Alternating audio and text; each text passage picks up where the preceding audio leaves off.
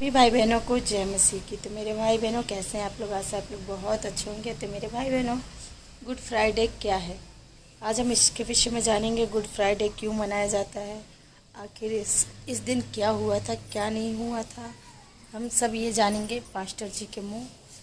तो आइए हम सुनते आचार्य विकास मसीह जी से, वो क्या कह रहे हैं कि गुड फ्राइडे के दिन क्या होता है, क्या नहीं होता है, और गुड फ्राइडे को हम हल्के में लेना चाहिए कि सीरियस में लेना चाहिए। बहुत मसीह भाई बहन सोचते हैं कि आज गुड फ्राइडे आया है, आज का दिन तो निकल जाएगा, जैसे तैसे बिता लेते हैं, लेकिन नहीं, वचन के अनुसार बिताइए अपने जीवन को। आज आचार्य विकास मसीह जी खुद बताएंगे, आप लोग सुनिए और समझिए, और इस वीडियो को जितना हो सके उतना शेयर कीजिए ताकि बहुत सारे मसीह भाई बहन देखें और उनके जीवन भी बचे। वीडियो में बने रहिए। मैं सारी महिमा आदर गौरव प्रभु यीशु मसीह को देता हूँ, जो हमारा प्रभु है, हमारा परमेश्वर है, जिसने हमसे प्रेम किया और पहले प्रेम किया। और आज का दिन हम सब लोगों के लिए महत्वपूर्ण है, ना केवल मसीह समाज के लेकिन संपूर्ण विश्व के लिए, क्योंकि जो गुड फ्राइडे है ये कोई साधारण दिन नहीं है, लेकिन ये परमेश्वर के महान कार्यों को, उसकी सेवा को, उसकी मृत्यु को और विशेष रूप से उसके बलिदान को स्मरण करने का दिन है।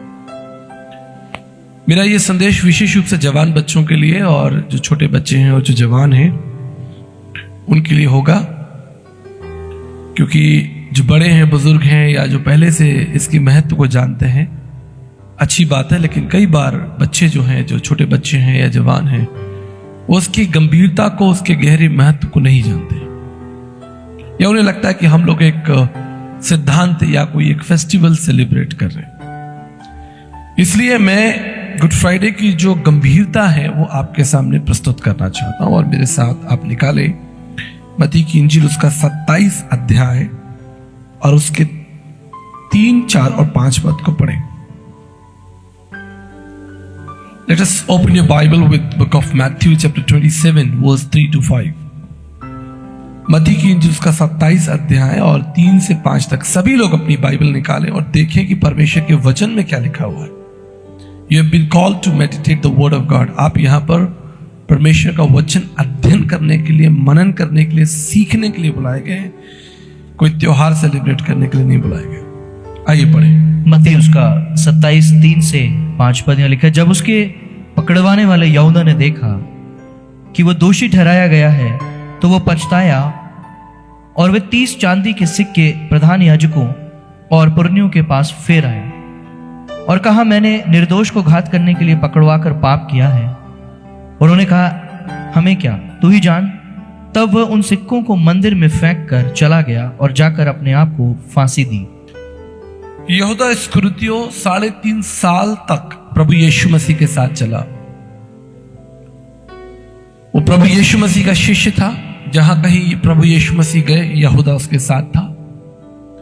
जो संगति हुई, जो मेज लगी, जो भोजन हुआ, जो स्वागत हुआ, उन सभी चीजों को यहूदा इस्करियोती ने देखा। लेकिन अंत में 30 चांदी के सिक्कों के लिए उसने प्रभु यीशु मसीह को पकड़वा दिया। और यहीं से हम गुड फ्राइडे की कहानी को देखते हैं। This is the beginning. हमने पिछले रविवार को मनन किया था कि यीशु मसीह जो है वो यरूशलेम में अपनी सेवा को, जो उनकी 3.5 साल की सेवा रही थी, उसको सेवा को पूरा करके यरूशलेम में वापस आते हैं। और उसके बाद प्रभु ने अपने शिष्यों के साथ अंतिम भोजन किया, और वहां पर उस भोजन में यहूदा इस्करियोती प्रभु यीशु मसीह के साथ था। और वो गया, उसके अंदर शैतान समाया, वो गया और उसने यीशु मसीह का पता जो है वो फरीसियों को बताया, और उसके बदले में उसे 30 चांदी के सिक्के मिले, और उन सिक्कों को लेकर वो खुश हो गया होगा। लेकिन जब उसके विवेक ने, उसकी आत्मा ने उसे कचोटा, तो उसे स्मरण आया कि उसने एक निर्दोष को पकड़वा दिया है, उससे भारी गलती हुई है। वो वापस ये चांदी सिक्के लेकर याजकों के पास में गया और उन सिक्कों को वापस किया और कहा कि ये सिक्के आप वापस ले लो और यीशु मसीह को छोड़ दो। लेकिन तब तक बहुत देर हो चुकी थी। याजकों ने उन सिक्कों को स्वीकार नहीं किया और यहूदा इस्करियोती बहुत दुखी हो गया, बहुत टूट गया, निराश हो गया और बाहर जाया, अपने घर जाकर उसने अपने आप को फांसी लगा ली। A man who walked with Jesus for 3.5 years, he committed suicide. एक व्यक्ति जिसने 3.5 साल तक प्रभु यीशु मसीह की महिमा को, उसके ऐश्वर्य को, उसके वैभव को देखा, उसके प्रताप को देखा, उसका अंत कितना बुरा हुआ। It was not good for him. ये उसके लिए बिल्कुल भी अच्छा नहीं था। मेरे प्रियो, हमारे आगे 2 ही चुनाव है, जीवन यीशु के साथ या जीवन यीशु के बगैर। तीसरा कोई चुनाव नहीं है। There is no third option. और आप देखते हैं कि जिस व्यक्ति ने यीशु को छोड़ा, सब कुछ जानकर छोड़ दिया, उसका अंत क्या हुआ? Ends matter. और यीशु मसीह संसार में इसलिए आए ताकि मानव जाति, संपूर्ण मानव जाति, केवल आप नहीं, संपूर्ण मानव जाति का जो अंत है वो अच्छा हो, अंत अच्छा हो। और इसलिए इस अंत को, अर्थात अच्छे अंत को, हम गुड फ्राइडे के रूप में जानते हैं कि प्रभु यीशु मसीह ने, कि हमारा भविष्य अच्छा हो, उसने मृत्यु को चख लिया। और प्रभु ने कहा, अगर आप यूहन्ना उसका 15 अध्याय 13 पद पढ़ेंगे, वह लिखा है कि इससे अच्छा क्या कि कोई अपने मित्र के लिए अपना प्राण दे। जो कुछ यीशु ने कहा उसे पूरा किया, जो कुछ उसने सोचा, उसने कमिट किया, जो कुछ कहा उसने पूरा किया। क्रूस की भयानक मृत्यु को भी चख लिया। अब प्रभु यीशु मसीह को पिलातुस के सामने खड़ा किया गया, जो कि गवर्नर है, हाकिम है, उसके सामने खड़ा किया गया। और 11 पद में हम देखते हैं, जब यीशु हाकिम के सामने खड़ा था तो हाकिम ने उससे पूछा, क्या तू यहूदियों का राजा है? यीशु ने उससे कहा, तू आप ही तो कह रहा है। तब प्रधान याजक और पुनरीय उस पर दोष लगा रहे थे, तो उनसे कुछ उत्तर नहीं दिया। पर पिलातुस ने उससे कहा, क्या तू नहीं सुनता कि तेरे विरोध में कितनी गवाहियां दे रहे? परंतु उसने उसको एक भी उत्तर नहीं दिया, यहां तक कि हाकिम को भी बड़ा आश्चर्य हुआ। देखिए, पिलातुस जो है वो यीशु से संवाद कर रहा है, बातचीत कर रहा है, और कह रहा है कि ये लोग तेरे ऊपर आरोप लगा रहे, कुछ कहें। लेकिन यीशु मसीह ने कुछ नहीं कहा। He was completely silent, बिल्कुल चुप था, क्योंकि अगर वो कुछ कहता तो आप उद्धार को प्राप्त नहीं कर पाते। जिस कार्य को करने के लिए वो आया था, उसने उस कार्य को कहा, चुप रहा। वो जानता था कि संपूर्ण मानव जाति के लिए मुझे क्रूस पर चढ़ाया जाना है, मुझे उस पीड़ा को, उस मृत्यु को चखना है। चुप रहा। वो जिस कार्य को वो करने के लिए आया था, उसने उस कार्य को पूरा किया। इसी परमेश्वर का वचन कहता है कि प्रभु यीशु ने कहा, father I have brought the glory to you by finishing the work you gave me to do. पिता, जो काम तूने मुझे दिया है, यूहन्ना 17:4 में, उसको पूरा करके मैंने तेरी महिमा की है। यीशु मसीह ने भयानक मृत्यु को, आप जानते हैं, आगे हम इस पर अध्ययन करेंगे, मैं बच्चों को और जवानों को विशेष रूप से समझाना चाहता हूं। प्रभु यीशु कोई संत, कोई महात्मा, कोई गुरु, पीर, पैगंबर, कोई ज्ञानी, कोई मॉरल टीचर, कोई फिलॉसफर, दार्शनिक नहीं था जिसके साथ कोई अन्याय होता या जिसको पकड़कर मार दिया जाता, जिसको दंड दिया जाता तो बात खत्म हो जाती कि एक व्यक्ति था। संसार में कितने लोगों के साथ अन्याय हुआ होगा, आज भी होता है। तो हम भी ये कहते हैं कि एक प्रभु था, यीशु था, उसके साथ अन्याय हुआ, उसको कुछ लोगों ने मारा, सताया, उस पर चढ़ा दिया, कहानी खत्म हो गई। पर आप जानते हैं कि यीशु मसीह कौन था? He is not an ordinary man. He is not a philosopher. He is not a thinker. ये कोई गुरु नहीं है, ये यहोवा परमेश्वर है। He is a mighty God, जिसने संसार को, अस्तित्व को, संसार ब्रह्मांड को बनाया, ये वो परमेश्वर है। ये वही परमेश्वर है जिसके कह देने से संसार जो है, प्रकृति जो है, वो बन जाती है। ये वही है जिसने मिट्टी उठाई और आदम को बना दिया, उसके अंदर प्राण फूंक दिया। ये वही परमेश्वर है जो अदृश्य था, अज्ञात था, और शरीर में संसार में प्रकट हुआ। और ये प्रतापी परमेश्वर था, कोई इसके सामने खड़ा नहीं हो सकता। लेकिन फिर भी ये चुप रहा। एक गंभीर मुद्दा है, इस पर मनन कीजिए, चिंतन कीजिए। ये वही परमेश्वर है जिसने आदम और हव्वा की नग्नता को ढका था।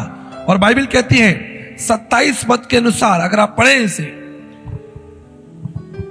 Book of Matthew chapter 27 verse 27, यह लिखा है, तब हाकिमों और सिपाहियों ने यीशु को किले में ले जाकर सारी पलटन जो उसके चारों इकट्ठी की, उसके कपड़े उतारकर उसे लाल रंग का बागा पहनाया। उसके कपड़े उतार दिए। ये यही यहोवा परमेश्वर है जिसने आदम और हव्वा की नग्नता को ढका था, और इसने आपके लिए उस भयानक मृत्यु को, कि परमेश्वर जिस संसार की नग्नता को ढक रहा है उसे नंगा कर दिया गया, उसके कपड़े उतार दिए गए।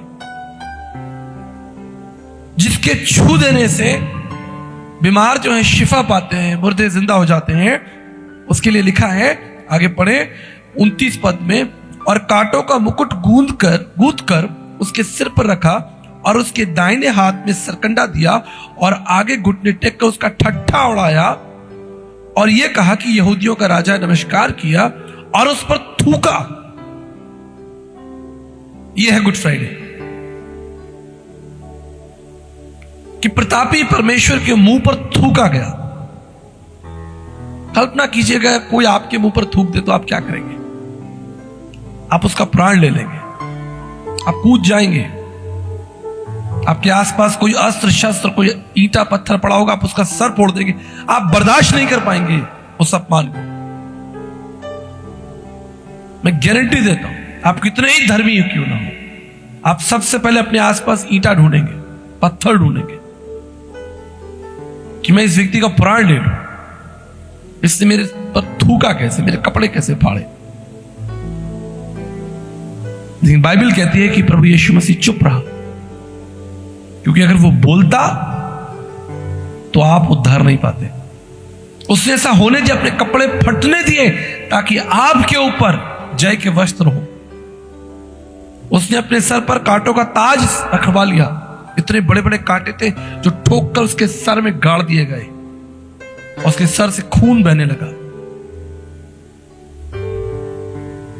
इतना ही नहीं, लिखा है कि वो डंडा जो सरकंडा था उसने उसके सर पर मारा। पढ़िए 30 पद को पढ़िए, थूका और वही सरकंडा लेकर उसके सर पर मारने लगे।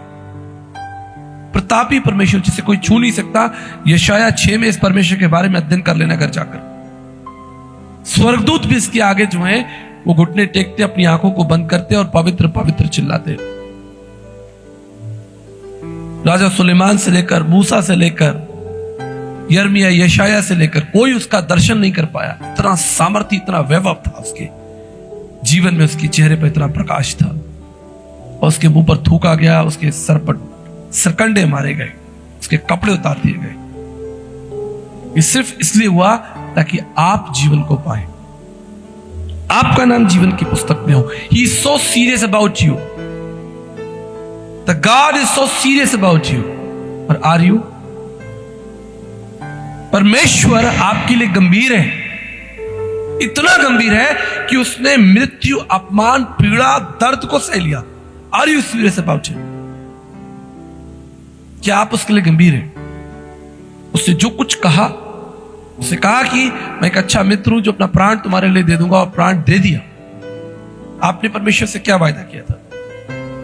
आपने परमेश्वर से कहा था कि मैं आपके पीछे चलूंगा, मैं आपकी आराधना करूंगा, आपकी भक्ति करूंगा, पश्चाताप करूंगा, आपके वचन को पढ़ूंगा, आपके राज्य को बढ़ाऊंगा। I will serve you. Are you serving? मेरे प्रियो, यहूदा स्कृतियों पर ध्यान दीजिए। He took Jesus ordinary. उसने शायद यीशु मसीह को साथ चलता होगा, लेकिन उसका दिमाग जो है और बातों में होगा और वो जीवन से वंचित हो गया। आज आप भी यीशु मसीह के साथ चलने का दावा कर रहे हैं, लग रहा है, अच्छा लग रहा है, बट क्या आप प्रभु के साथ चल रहे हैं? मैं जवानों से पूछ रहा हूं, are you reading your Bible? Do you read your Bible? Do you know what Jesus has done on the cross for you? क्या आप जानते हैं कि यीशु मसीह ने आपके लिए क्या किया है? हम एक धर्म, संस्कृति या सिद्धांतों के पीछे नहीं चल रहे, हम परमेश्वर के पीछे चल रहे हैं। उस प्रभु को जानिए जिसने आपके लिए मृत्यु और पीड़ा को सहा, अपमान को सहा, उसके मुंह पर थूक दिया गया, उसके कपड़े उतार दिए गए। याद रखिएगा, आपके विश्वास का आधार परमेश्वर का अपमान है। आपका विश्वास, जिस विश्वास पर आप दावा करते हैं, स्वर्ग जाने की इच्छा रखते हैं, उसका जो आधार है वो प्रभु यीशु मसीह की मृत्यु है, पीड़ा है, अपमान है। इसे कभी मत भूलिएगा। आगे परमेश्वर का वचन कहता है कि उस पर दोष लगाया गया, उसका ठट्ठा उड़ाया गया, उसे कुचला गया, गिरा गिरा कर मारा गया, और फिर उसके ऊपर क्रूस को लाद दिया। वो क्रूस क्या था? आज बड़ा आसान लगता है, बड़ा ऑर्डिनरी लगता है ना। आप एक सुई चुबा के देख लीजिए, आप नहीं चुबा पाएंगे। थोड़ा ट्राई कीजिए, नहीं कर पाएंगे। आपका विवेक आपको गवाही नहीं देगा। आपका मन जो है वो डर जाएगा, अरे मैं अपनी सुई चुबा कर खून निकालू, अरे दर्द होगा।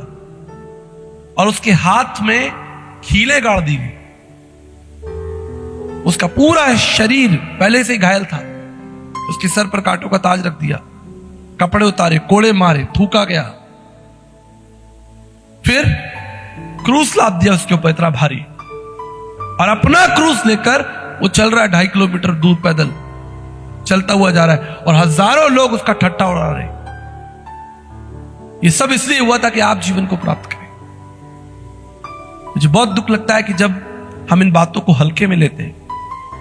मुझे तकलीफ होती है जब हम परमेश्वर के इस महाबलिदान को, इस अपमान को, इस पीड़ा को हल्के में, बस ठीक है, एक दिन है, आया चला गया। Are you serious about that Jesus? वचन 32 में लिखा है, वहां पर एक व्यक्ति था, शमौन नाम का कुरेनी व्यक्ति। यीशु मसीह थका हुआ था तो उसके ऊपर क्रूस को लाद दिया। वो चले गए, उस स्थान पर पहुंच गए,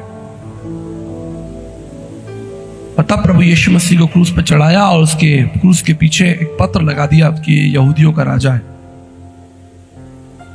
उसका अपमान किया गया। उसके दाएं बाएं डाकू भी थे, और वचन कहता है, वचन 44 में आप देखेंगे, इस प्रकार डाकू भी जो उसके साथ क्रूसों पर चढ़ाए गए थे। यहां पर संभावना दिखती कि केवल 2 डाकू नहीं थे, और भी कुछ हो सकते हैं। क्रूसों पर चढ़ाए गए थे। तो प्राय हम 2 डाकुओं का वर्णन करते हैं। वो भी उसकी निंदा करने लगे। देखिए, मर रहे हैं, अपना दुख झेल रहे हैं, लेकिन दृष्टि किस पर है? प्रभु यीशु मसीह पर। तुम भी क्रूस पर चढ़े हो, लेकिन देख किसे रहे हो? यीशु मसीह पर। उसका ठट्ठा उड़ा रहे हो। तुम मर रहे हो, लेकिन प्रभु का ठट्ठा उड़ा रहे हो। क्या लाभ होगा तुम्हें? लेकिन वहां पर एक व्यक्ति था, बुद्धिमान था, जिसके बारे में लिखा है कि उसने प्रभु से प्रार्थना की और कहा कि प्रभु, जब तेरा राज जाए तो मुझे स्मरण रखना। यही खंड अगर हम लूका में चले तो वहां पर हम देखेंगे, अध्ययन कर ले थोड़ा सा, बुक ऑफ लूक में 23 अध्याय, book of Luke chapter 23 verse 27, वो लिखा है लूका 23-27 में कि लोगों की एक बड़ी भीड़ उसके पीछे हो रही थी, और उसमें बहुत सी स्त्रियां थी जो छाती पीटती, रोती और विलाप करती। प्रभु यीशु मसीह ने मुड़कर कहा, यरूशलेम की पुत्रियों, मेरे लिए मत रो, परंतु अपने बच्चों के लिए रो। देखिए, वो खुद पीड़ा उठा रहा है, दुख उठा रहा है, उसके ऊपर क्रूस लदा हुआ है, घायल है, चमड़ी उधड़ी हुई है, सर फटा है, और इतना भारी क्रूस लेकर जा रहा है, लेकिन क्या कह रहा है? अपने बच्चों के लिए प्रार्थना करो, अपने बच्चों के लिए रो, क्योंकि समय आएगा जब शैतान जो है आपके बच्चों को निगलने की तैयारी करेगा। आप जानते क्यों? क्योंकि एक माता पिता के लिए जो सबसे बड़ी धरोहर है, बच्चे ही तो हैं। आप इतनी मेहनत किसके लिए कर रहे हैं? किसके लिए पैसा कमा रहे हैं? किसके लिए गाड़ी बंगला खरीद रहे हैं? प्रभु माताओं से, बहनों से, जितनी माताएं बहनें यहां बैठी हैं, सुन लीजिए ध्यान से, परमेश्वर आपको चिताता है कि अपने बच्चों के लिए रो। कहीं ऐसा ना हो कि वो स्वर्गीय राज से वंचित हो जाए। उनके लिए छाती पीटो, रो, यरूशलेम की पुत्रियों। खुद दुखी है परमेश्वर, तकलीफ में जा रहा है, लेकिन आपको संदेश दे रहा है, बहनों को, माताओं को, बेटियों को कह रहा है कि अपने बच्चों के लिए, क्योंकि लिखा है, क्योंकि देखो वो दिन आते जिसमें लोग कहेंगे कि धन्य जो बांझ है, अच्छा हुआ जिनके बच्चे नहीं हुए। उसकी गंभीरता को देखो, भविष्य के बारे में बात कर रहा है, खुद मर रहा है लेकिन भविष्य की चिंता, आपकी चिंता कर रहा है कि वो समय आएगा, कठिन समय आएगा, लोग कहेंगे कि पहाड़ों से कहेंगे कि हम पर गिरो, हमें ढांप लो, इतना खतरनाक समय आने वाला है। आप अपनी आंखों से विश्व युद्ध को देखेंगे, आप महामारियों को देखेंगे, आप अपने बच्चों को छिपाएंगे, कोशिश करेंगे कि ये सुरक्षित रहे, लेकिन पूरे विश्व के अंदर हाहाकार मचेगा, शैतान उठेगा, खड़ा होएगा और निगल जाएगा आपकी संतानों को।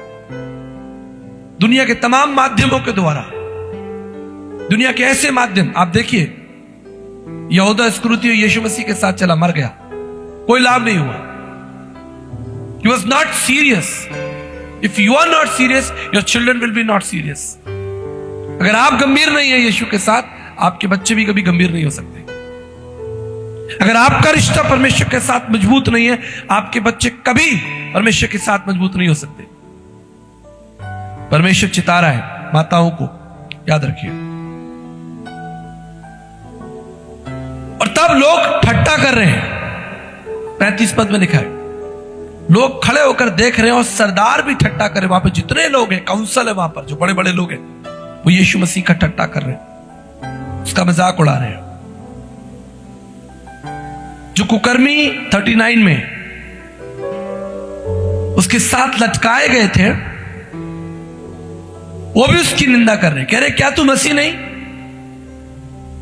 हमने बहुत सुना तेरे बारे में, हम चोरी करने जाते थे, मक्कारी करने जाते थे, तेरे बारे में थोड़ी थोड़ी खबर आती थी। कोई मसीहा है, वो लोगों को जिलाता है, जीवन देता है, आशीष देता है, ब्लेस करता है, लेकिन उन्हें कभी समय ही नहीं मिला यीशु मसीह के पास जाने का। नाम सुना था, इसलिए कह रहे हैं क्या तू मसीह नहीं? वही मसीह नहीं जिसकी चर्चा हम सुनते थे। नाश हो गए, सब नाश हो गए, लेकिन बाइबल कहती है एक जो था उसने मौका पाया और प्रभु से क्षमा मांग ले। उससे कहा, दूसरे को डांट कर कहा 40 पद में, क्या तू परमेश्वर से नहीं डरता? तू भी तो वही दंड पा रहा है, और हम तो न्याय अनुसार दंड पा रहे हैं, क्योंकि हमें अपने कामों का ठीक फल मिल रहा है, परंतु इसने कोई अनुचित काम नहीं किया। He is sinless, he is righteous man. उसके विवेक ने, उसकी आत्मा ने उसका छोटा यीशु मसीह का दर्शन कर लिया। उसने क्रूस पर, उसने यीशु मसीह को क्रूस पर मरती हुई अवस्था में पहचान लिया। That's good Friday. क्या आज आपने यीशु मसीह को पहचाना? इसको तो कुछ ही क्षण मिले थे, और यहां पर चेले हैं जो यीशु मसीह के साथ चल रहे हैं, वो यीशु मसीह को नहीं पहचान पाए। और यहां पर एक व्यक्ति है जो बुद्धिमान है, मैं कह सकता हूं, भले उसने अपने जीवन में कुछ भी किया हो, लेकिन अपने जीवन के अंतिम क्षण में उसने एक अच्छा निर्णय ले लिया। उसने यीशु मसीह का दर्शन कर लिया, और यीशु मसीह ने कहा आज ही तू मेरे साथ स्वर्गलोक में होगा। मेरे प्रियो, आपका जीवन बहुत गंभीर है। ये यीशु मसीह कोई कहानी नहीं है। जवानों को मैं प्रेरित करना चाहता हूं, कोई स्टोरी नहीं है, कोई बाबा की कहानी नहीं है। ये ही इज हिस्टोरिकल पर्सन। विश्व में कहीं चले जाइए, दुनिया में कहीं चले जाइए, पूरे वर्ल्ड में, अभी आप सिर्फ जयपुर में घूमते रहते हैं, जब आपका मुकाबला अमेरिकन, चाइनीज, अफ्रीकन्स, आप पूरे विश्व के लोगों को जब मिलेंगे, आप देखेंगे बड़े बड़े डॉक्टर्स, फिलोसफर्स, यूनिवर्सिटी टीचर्स, जब आप ऊंचे मुकानों पर जाएंगे, दुनिया में ट्रैवल करेंगे, आप देखकर हैरान हो जाएंगे कि विश्व के बड़े बड़े साइंटिस्ट जो हैं वो यीशु मसीह के चेले हैं, इसके शिष्य हैं। वो बुद्धिमान लोग हैं, जानते हैं, उन्होंने अपना जीवन यीशु मसीह को दिया। अभी आपको लगता होगा कि हम एक बंद कमरे में 4 लोग बैठे, 20 लोग बैठे, 50 लोग बैठे, ये कोई साधारण यीशु मसीह नहीं है। यही यीशु मसीह जिसके बारे में हम पढ़ रहे हैं, हमारे लिए मारा गया, हमारे लिए गाड़ा गया, अपमान सहा, और तीसरे दिन वो मुर्दों में से जी उठा, जिसकी चर्चा हम 2 दिन बाद करेंगे। इस यीशु मसीह को रिकॉग्नाइज कीजिए, इसको जानिए। पुराने जो चर्चेज हैं उसमें 7 कलमे बोले जाते हैं। पहला कलमा, दूसरा कलमा, तीसरा कलमा। सुन सुनकर लोग थक गए, सुनाने वाले भी थक गए, सुनने वाले भी थक गए, लेकिन यीशु मसीह का कभी दर्शन नहीं हुआ। लोग मुझे फोन करके कह रहे हैं कि आचार्य जी हमें तीसरा कलमा दिया, हमें दूसरा कलमा दिया है, हमें कुछ बता दीजिए। अरे तुम्हें दर्शन नहीं हुआ, तुम क्या प्रचार करोगे यीशु मसीह का? तुम्हारे चर्च ने तुम्हारे ऊपर थोप दिया, तुम्हारे गुरुओं ने तुम्हारे ऊपर थोप दिया कि तुम ये पहला कलमा प्रचार कर लो, दूसरा प्रचार कर लो। सुनो, पहला कलमा, प्रभु इन्हें क्षमा कीजिए। डाकू से कहा दूसरा कलमा कि आज ही तू मेरे साथ स्वर्ग पे होगा। उसने अपनी मां के लिए कहा कि ये तेरा पुत्र है। पतरस से कहा ये तेरी मां है। तीसरा कलमा भेज दूंगा आपको व्हाट्सएप पे। चौथा कलमा कि यीशु मसीह ने कहा पिता से कि भाई तूने मुझे क्यों छोड़ दिया, भूल गया जब यीशु मसीह ने कहा। छठा कलमा कि भाई पूरा हुआ। और सातवां जो है कि प्रभु मैं अपना प्राण जो है, अपना आत्मा जो है तेरे हाथ में सौंपता हूं। ये फर्जी प्रचार हो रहा है आजकल चर्चेस में। दर्शन ही नहीं, कोई अध्ययन ही नहीं, कॉपी पेस्ट कर रहे हैं, गूगल से उठा रहे हैं, एक दूसरे से पूछ रहे हैं भैया बता दो। मुझे लोग फोन करके कहते हैं हमें चौथा कलमा दिया गया। क्या करोगे तुम चौथा कलमा प्रचार करके, जब तुमने दर्शन ही नहीं किया क्रूस पर चढ़े हुए यीशु मसीह का? तुम्हें कोई क्या बताएगा कि तुम यीशु मसीह का क्या प्रचार करना? तुम्हारा अनुभव क्या है भाई? और बस गुड फ्राइडे के दिन ही प्रचार करना है क्या? बाहर निकलो सड़क पर, डेली प्रचार करो, कल में है। इसलिए रूढ़िवादी परंपराएं जो खा गई, बाइबल में लिखा है कि tradition nullifies the word of God. जो पारंपरिक, जो सांसारिक सिस्टम है वो वर्ड ऑफ गॉड को नलिफाई करता है, मतलब नष्ट कर देता है। मैं अपनी कलीसिया के जवानों से कहूंगा परंपरा के पीछे मत चलिएगा।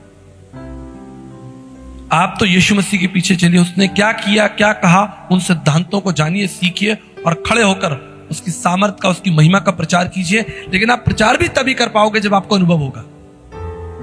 आपने ताजमहल देखा नहीं, खीर खाई नहीं, आप उसकी महिमा कर सकते हैं? उसका वर्णन कर सकते हैं? आप नहीं कर सकते। आपने देखा ही नहीं ताजमहल। अगर आपका साक्षात्कार यीशु मसीह से हुआ ही नहीं, आपने वचन ही नहीं पढ़ा, आप क्या गवाही देंगे यीशु मसीह की? फर्जी गवाही हो जाएगी, डुप्लीकेट। देते हैं यहां पर खड़े होकर गवाही लोग, बहुत सी कलीसियाओं में देते हैं जी यीशु मसीह ने ये किया, यीशु मसीह ने वो किया, फिर गायब हो जाते हैं। फिर वो व्यक्ति कलीसिया में आपको दिखेगा ही नहीं, गवाही देकर भाग जाएगा कि प्रभु ने। अभी मेरे मित्रों ने बताया उनकी कलीसिया में एक व्यक्ति को प्रभु ने चंगाई दे दी। अब चंगाई दे दी, वो भाग गया। 6 महीने बाद उसने सोचा कि मेरा काम हो गया, मुझे चंगाई मिल गई, भाग गया। वो भागने के लिए नहीं बुलाया प्रभु ने आपको, अपने साथ चलने के लिए बुलाया। गुड फ्राइडे गुड तभी होगा जब आप यीशु मसीह को जानेंगे, व्यक्तिगत रीति से, पारंपरिक रीति से नहीं। कोई पास्टर भी प्रचार कर रहा है तो आपको समझा रहा है कि गुड फ्राइडे क्या होता है, समझ लो, उड़ेल रहा है, उससे क्या फायदा होगा? आपने पढ़ा जाकर 2.5 घंटे, कल रात से आपको चिंता थी, कल सारा दिन बाइबल लेके बैठे कि कल गुड फ्राइडे है, लाइए गुड फ्राइडे क्या होता है, हम उसको अध्ययन करें। आपने सोचा चर्च जाएंगे, वहां पास्टर साहब तो प्रचार कर ही देंगे, हमें क्यों अपनी किडनियों पर जोर डालना, हमें क्यों पढ़ना बाइबल उठाकर? ये परंपरा से मत आप चलिए। यीशु मसीह, जैसे आपको भूख लगती है, आप अपनी प्लेट में खाना डाल के खाते हैं, सामने वाले की प्लेट में खाना देख के थोड़ी आपको पेट भरता। बाइबल उठाइए, यीशु मसीह को जानिए, छोटे छोटे सिद्धांतों को जानिए।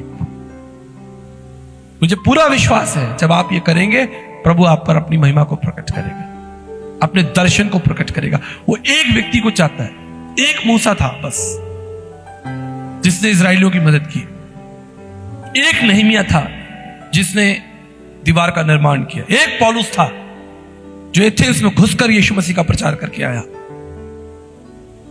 सुनते सब हैं, लेकिन एक व्यक्ति चाहिए जिसके पास दर्शन हो, प्रकाशन हो, जो यीशु मसीह को जाने। आपको पता है ये कोई साधारण किताब नहीं है। आपकी सारी MA PhD डिग्रियां, जितनी आपके पास डिग्रियां हैं या हो सकती हैं, मैं दुनिया के सबसे बड़े बड़े डॉक्टरों के साथ बैठता हूं, अधिकारियों, इंजीनियर्स, साइंटिस्ट बैठते, गवर्नर बैठते, और वो इस बात को कहते कि हमारी डिग्रियां कहां पड़ी हमें नहीं मालूम। ये हमारे जीवन को संचालित करता है, ये हमारे जीवन का आधार है, इससे हमको मूल्य मिलता है, इससे हमको सामर्थ्य मिलती है। बाइबल को अपने अंदर आने दीजिए, प्रभु यीशु मसीह को अपने अंदर आने दीजिए। नोहा गंभीर था, जो काम परमेश्वर ने नोहा को दिया, नोहा गंभीर था। पौलुस गंभीर था। आपको एक गंभीर शिष्य बनना है। वचन उठाइए, पढ़िए, अपने प्राणों की रक्षा कीजिए। कई बार हम भीड़ का हिस्सा होते हैं, बैठ जाते हैं कोने में, कहीं छुप कर बैठ जाते हैं। मन में कुछ चल रहा है, दिल में कुछ चल रहा है, कुछ करके आ रहे हैं, जाकर कुछ करना है, अव्यवस्था हमारे दिमाग में चलती रहती है। मैं बहुत से मसीहों को जानता हूं जिन्हें बाइबल ना पढ़े हुए एक साल हो गया, और इस बात को उन्होंने सभा में कन्फेस किया। तो फिर गुड फ्राइडे क्यों मना रहे हैं आप? ईस्टर का क्या महत्व होगा? उन नए कपड़ों का, उन भोजनों का, उन संगीतों का क्या महत्व आपके जीवन में? अगर यीशु मसीह आपके जीवन में नहीं है तो, आप उसके जीवन से परिचित नहीं है तो, उसका वचन नहीं पढ़ते, ये सब खोखला हो जाएगा।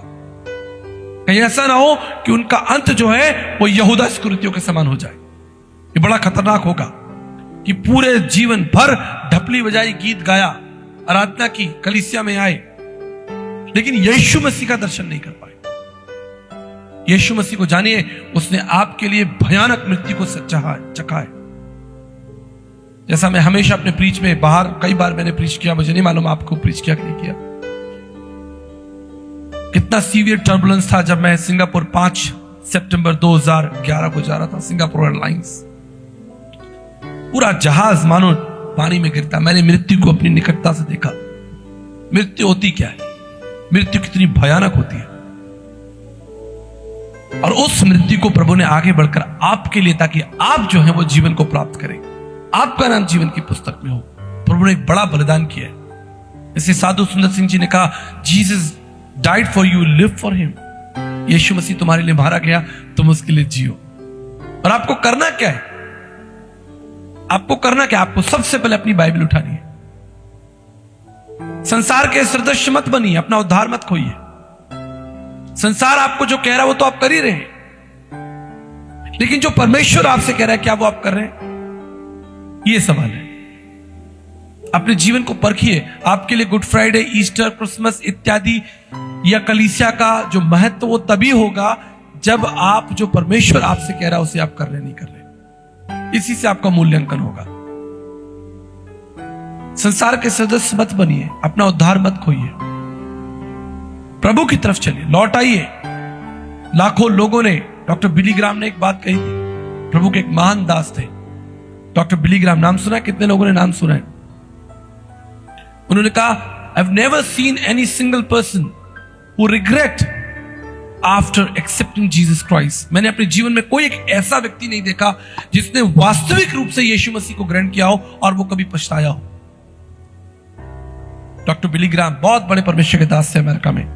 कहते, मैंने आज तक ऐसा व्यक्ति नहीं देखा जिसने वास्तविक रूप से यीशु मसीह को अपना उद्धारकर्ता प्रभु ग्रहण किया हो और वो पछताया हो प्रभु का शिष्य बनकर।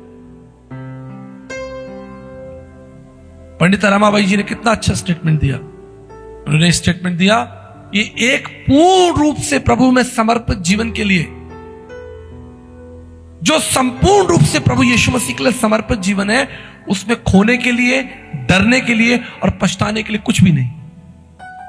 जो संपूर्ण रूप से समर्पित है, उसे कोई डर नहीं कि कुछ खो जाएगा, उसे पछताने के लिए उसके पास कुछ नहीं है, उसके जीवन में कोई डर नहीं है, क्योंकि संपूर्ण रूप से उसका जीवन जो है वो समर्पित है प्रभु के लिए। लेकिन मैं आज देखता हूं लोग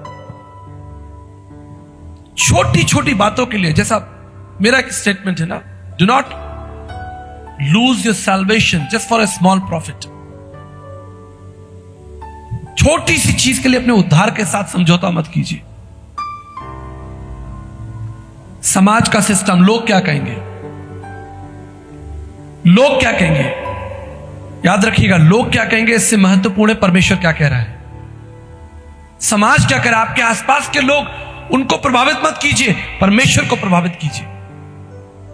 लोगों को खुश करने के लिए जीवन मत जिए, एक स्पष्ट मजबूत जीवन जिए। जो परमेश्वर ने कहा है वही सत्य है, उसी को माना जाएगा, उसी पर चला जाएगा।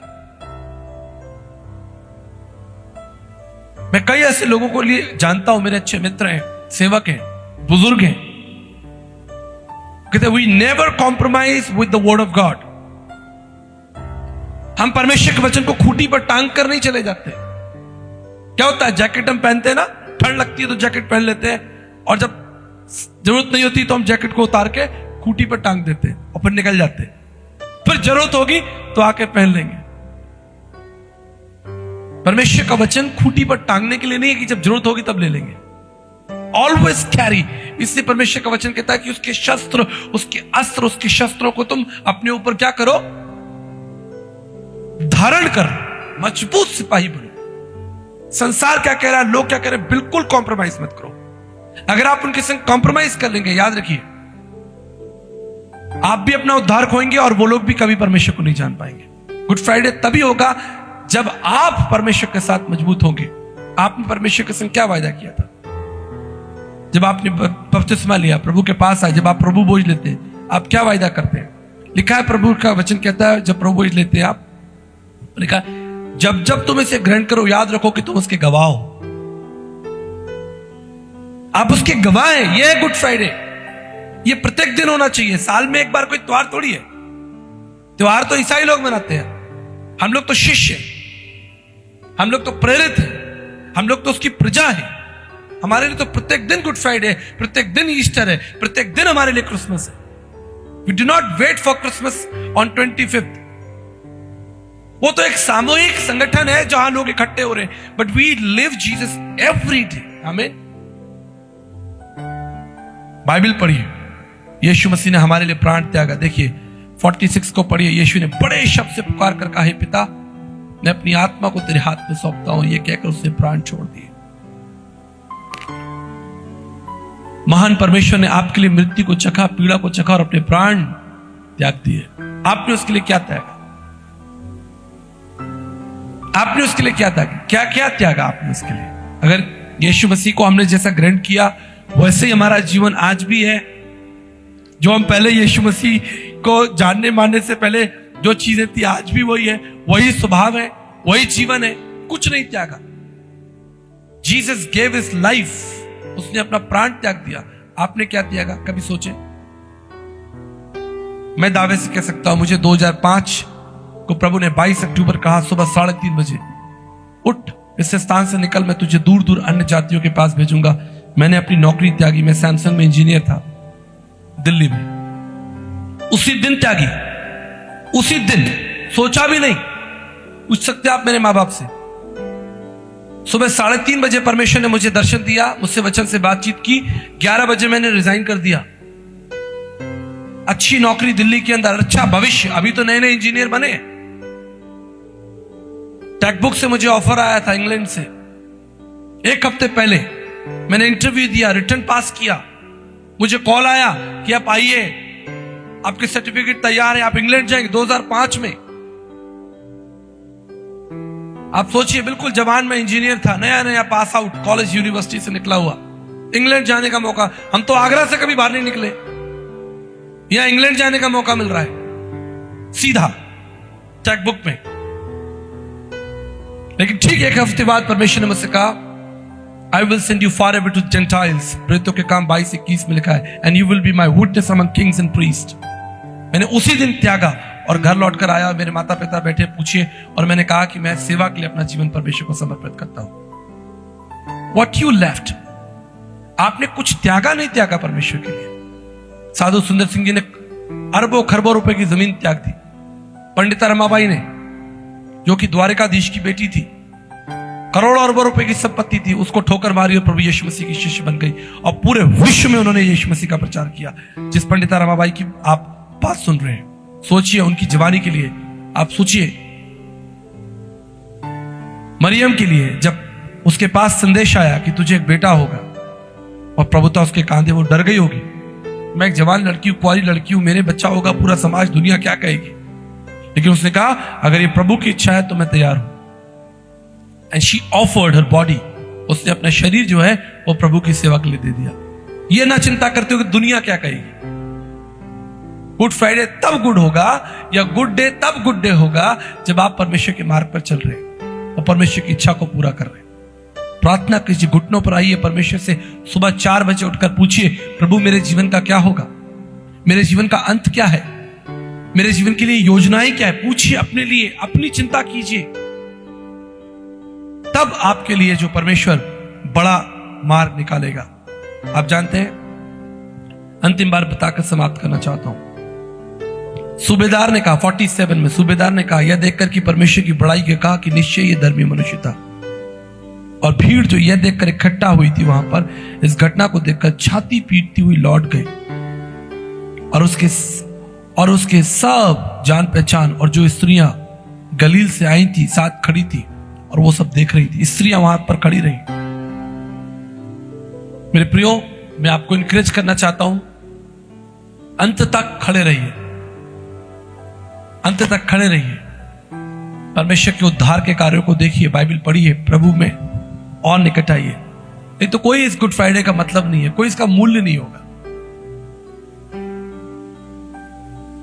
आज पूरे विश्व के अंदर कलीसियाएं जो हैं, पूरे विश्व के अंदर इकट्ठा हैं और वो प्रभु के महान बलिदान को स्मरण कर रही हैं। आज हमारे लिए भी, आपके लिए भी ये मौका है कि हम परमेश्वर के उस महान बलिदान को स्मरण करें, उसकी उस दर्द को, उस पीड़ा को, उस अपमान को, जिसे मैंने बताया कि उसके मुंह पर थूका गया, उसके सर पर कांटों का ताज रखा गया, उसके कपड़े उतार लिए गए, उसे क्रूस पर चढ़ा दिया गया और उसकी निंदा की। ये सब कुछ इसलिए हुआ ताकि आप उस जीवन के मुकुट को प्राप्त करें। और मेरी बात याद रखिएगा, जब नूहा प्रचार कर रहा था, लोगों ने उस पर विश्वास नहीं किया, लोग उसका ठट्ठा उड़ा रहे थे। याद रखिएगा मेरी बात। When Noah was,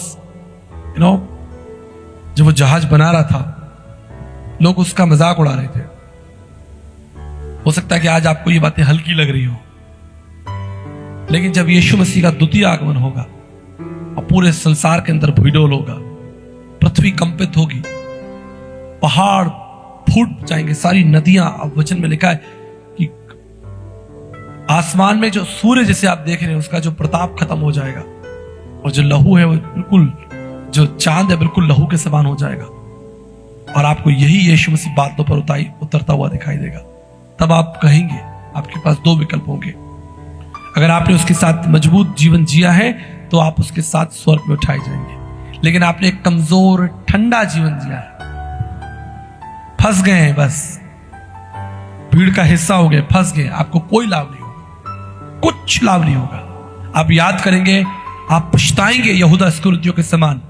वो पछताया लेकिन कुछ नहीं हो सकता था, देयर इज नो होप, और उसने अपने आप को फांसी दे दी। मेरे प्रियो, मैं आपको चेताना चाहता हूं, यहूदा इस्करियोती के समान मत चलिए।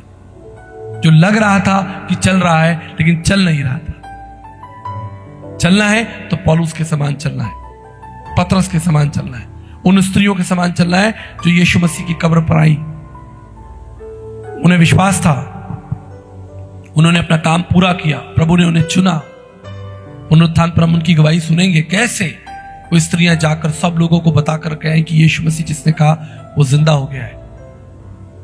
उन स्त्रियों के समान आपकी गवाही होनी चाहिए। उन स्त्रियों ने यीशु मसीह को देखा, स्वर्गदूतों ने बातचीत की।